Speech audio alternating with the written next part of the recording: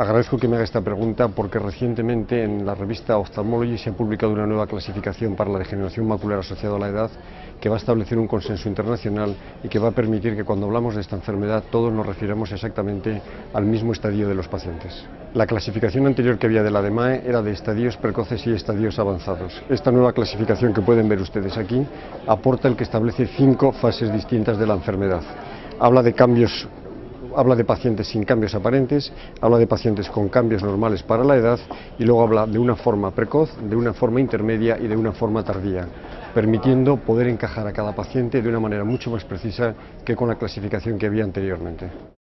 La nueva clasificación de ADMAE, que se ha publicado recientemente, aporta un nuevo consenso entre los distintos especialistas de retina a nivel mundial que permite optimizar el seguimiento y el tratamiento de los pacientes, ya que al estar todo el mundo de acuerdo en la misma clasificación, esto permite que los distintos estudios se puedan consensuar con mayor facilidad. Bueno, en 2013 hemos tenido una revisión de las clasificaciones y se ha simplificado y se ha llevado un poquito más a un plano más práctico, más utilizable en lo que es la clínica habitual, sin mucha sofisticación, lo cual supone que los caminos a elegir probablemente sean más fáciles. Recientemente se han publicado los primeros resultados del estudio ARES-2. Este estudio estaba centrado básicamente en pacientes con formas más avanzadas de degeneración macular, ya que eran pacientes seguidos durante muchos años y por tanto la mayoría presentaban ya formas avanzadas con déficits visuales importantes. Por tanto, es difícil extrapolar el posible papel de prevención de terapia antioxidante que podríamos tener en los pacientes con formas menos avanzadas respecto a lo que hemos visto en el ARES-2. Los pacientes que son suplementados en ARES-2 son sobre todo pacientes con formas de degeneración macular avanzada.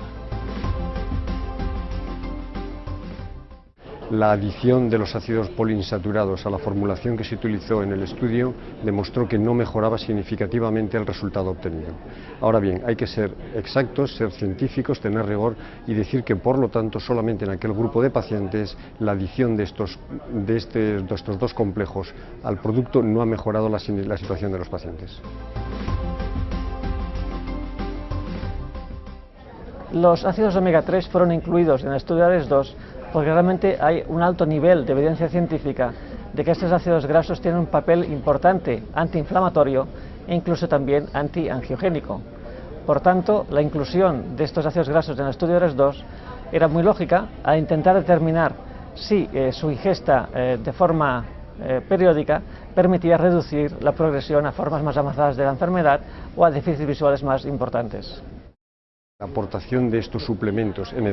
etapas más tempranas de la enfermedad, con toda la bibliografía científica que se ha publicado de su efecto antiinflamatorio, podría aportar un efecto beneficioso a estos pacientes. Por eso, a día de hoy, solamente podemos decir que en las etapas avanzadas de la enfermedad no aporta nada y que, sin embargo, probablemente su aporte en etapas más precoces, como podrían ser las de la clasificación de forma precoz o forma intermedia, podría mejorar la evolución de estos pacientes en su evolución hacia la forma grave de la enfermedad. Los ácidos omega 3 se incluyeron por la amplia evidencia que había en estudios, sobre todo epidemiológicos. Existen estudios epidemiológicos con miles de pacientes que sí que demostraron que la ingesta de ácidos grasos omega 3 pues,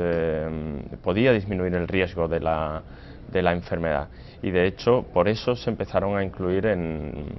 el estudio ARES-2, por eso se incluyeron. Hay multitud de estudios, ensayos clínicos, estudios poblacionales, perfiles de riesgo que nos hacen tener una serie de evidencias en los que los ácidos omega son beneficiosos y probablemente por el tipo de patologías en los que se ha demostrado efectividad, bueno, pues comparten muchos puntos de unión con la degeneración macular. Son agentes antiinflamatorios seguros y lo que también es seguro es que la degeneración macular